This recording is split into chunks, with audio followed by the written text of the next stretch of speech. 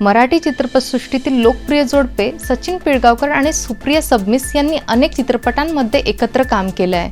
मात्र तुम्हाला या जोडीच्या प्रेम कहाणीविषयी माहीत आहे का? नाही ना?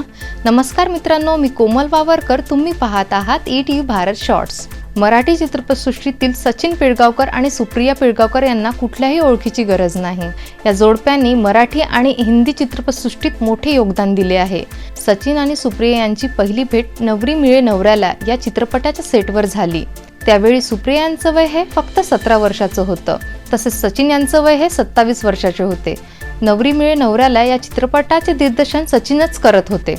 यात त्यांनी सुप्रिया यांना मुख्य भूमिकेत कास्ट केलं होतं.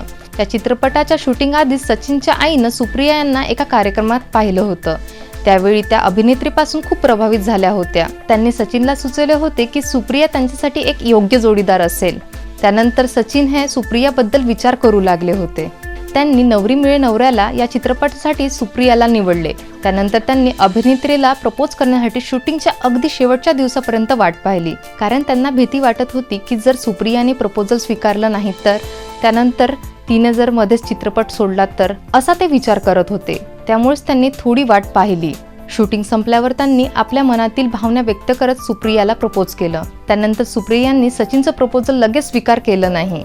त्यांनी थोडा वेळ घेतला. त्यानंतर शेवटी अभिनेत्रीने होकार दिला. या जोडप्यानं 21 डिसेंबर 1985 मध्ये लग्न केलं. आता हे जोडपे जवळपास 40 वर्षापासून एकत्र आहेत. त्यांना श्रेया पिळगावकर नावाची एक मुलगी आहे, जी अभिनेत्री आहे. आता अशा स्टोरी जाणून घेण्यासाठी तुम्ही पाहत रहा ETV भारत शॉर्ट्स.